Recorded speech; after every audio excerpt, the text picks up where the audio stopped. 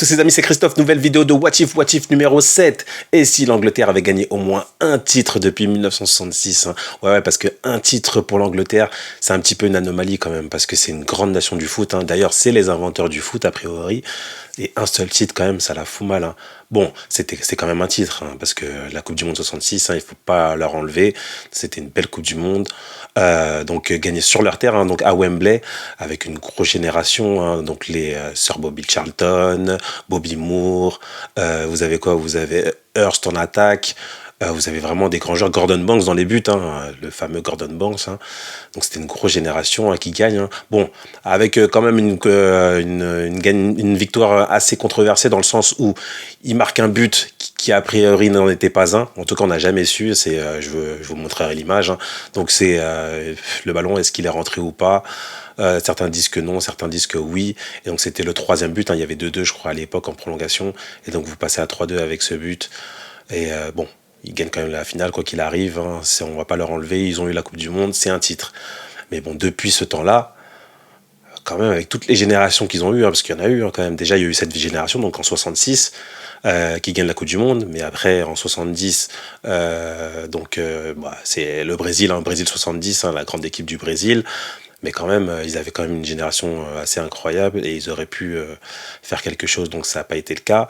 Ensuite, vous avez plus tard donc la génération, donc allez, on va dire 86 avec Gary Lineker, hein, Waddle, Glenn Hoddle, cette belle génération après qui perd donc contre l'Argentine de Maradona. Vous avez ensuite qui continue dans les années 90, donc avec l'émergence de Paul Gascoigne, donc toujours cette génération, hein, Gary Lineker, Paul Gascoigne, Waddle, donc après qui perd en demi-finale en 90, donc contre la RFA, hein, futur vainqueur. Vous avez encore quoi, la génération donc les fin 90-2000 avec donc Beckham, vous avez qui? Vous avez Sol Campbell, vous avez Paul Scholes, vous avez cette génération-là, hein, une super génération, hein, donc pareil, hein, qui fait pas grand-chose, hein, qui gagne pas de trophées. Vous avez la génération ensuite après qui continue avec Beckham, avec Lampard, avec Gerrard, Paul Scholes toujours, toute cette génération de joueurs incroyables, hein, mais à chaque fois qu'ils perdent, donc là c'était contre le Brésil en 2002, des défaites. Toujours des belles équipes, hein, toujours vraiment qui se bat bien, qu'on n'a pas grand chose à reprocher si ce n'est de jamais passer le cap et de jamais prendre un trophée. Hein. Donc ça continue après derrière avec la génération, donc vous avez quoi, la génération actuelle, donc Harry Kane, Bellingham, Saka, tous ces joueurs avec un talent incroyable. Non, on va pas dire Grealish parce que Grealish j'aime pas trop. Vous avez Foden, vous avez des beaux joueurs, vous avez des beaux joueurs vraiment dans cette sélection, mais qui toujours s'écroulent dans les grands moments. Hein. Donc vous avez notamment cette finale en 2020, mais quand même, vous avez encore une finale à Wembley chez vous. Tout le trophée, il vous tend les bras et vous perdez en finale contre l'Italie. C'est fou quand même, parce que tu te dis, mais là, vraiment, le trophée était pour eux. Vous menez en plus dans ce match. Mais je sais pas pourquoi, avec Southgate comme sélectionneur. Bon, franchement, pour moi, très limité. Hein, bon, c'est mon avis. Mais vous reculez, on ne sait pas pourquoi, parce que vraiment, vous êtes dominateur, vous êtes chez vous, vous êtes censé vraiment écraser cette équipe d'Italie. Et vous arrivez donc à prendre ce but et aller en prolongation et perdre au pénalty. Chez vous quand même, alors que non, tout était fait pour que l'Angleterre gagne ce titre et arrête justement cette malédiction, parce qu'on peut parler de malédiction, hein. Quand vous gagnez plus depuis 66, c'est que quand même il y a un problème avec toutes ces générations, c'est qu'il y a un problème. Hein. Et donc le what if, donc et s'ils avaient gagné au moins un titre, là quand même ça aurait couronné des belles générations.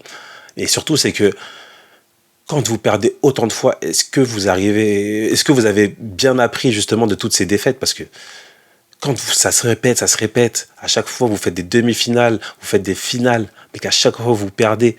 Et surtout, c'est toujours des défaites où on sent que vous avez été un petit peu petit bras, vous n'avez pas été conquérant.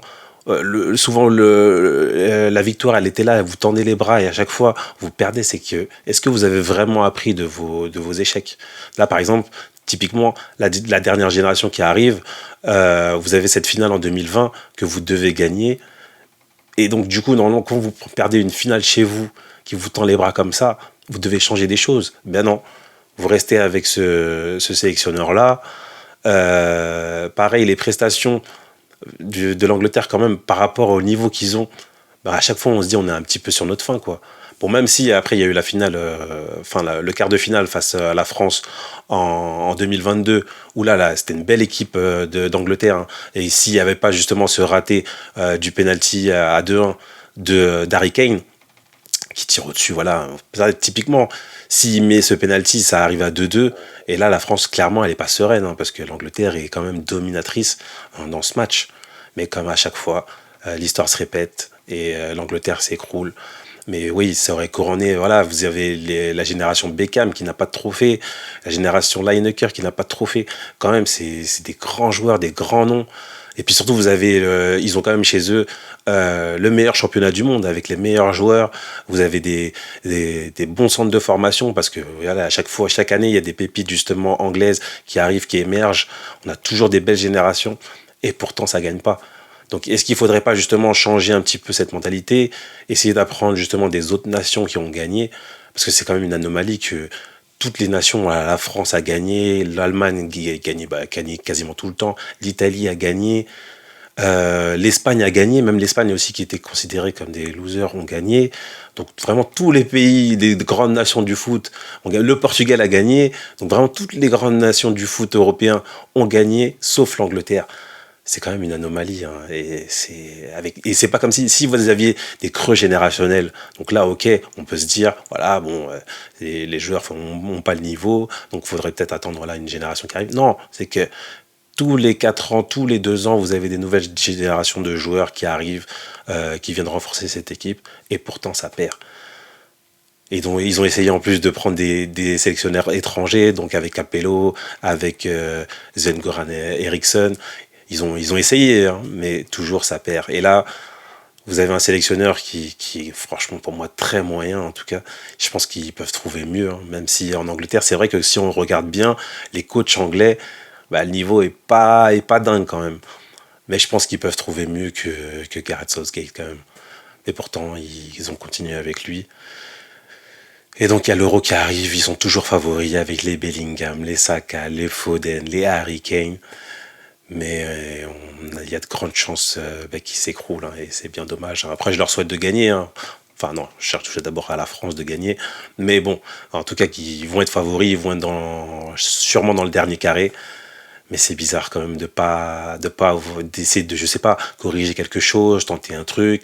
Quand vous voyez le grand moment arriver, peut-être, je sais pas, moi, de jouer tout en attaque ou tenter quelque chose, quoi, qu'il se passe un truc. Que à chaque fois, tu vois la finale à chaque fois, tu les vois dominateurs, tu les vois marquer des buts, tu les vois, mais tu sais pas, d'un coup, ça s'effondre, ça commence à jouer petit bras et ils perdent. Donc ouais. Non, c'est dommage quand même pour cette nation, cette grande nation du foot, de ne pas gagner quand même, ça la fout mal, hein. C'est vraiment, c'est vraiment bah, des beaux losers, hein, on peut dire des beaux losers, franchement. En tout cas, dites-moi ce que vous en pensez en commentaire, bah, likez, commentez, n'hésitez pas, hein, franchement, je réponds à tout. Et puis je vous dis à la prochaine, les amis.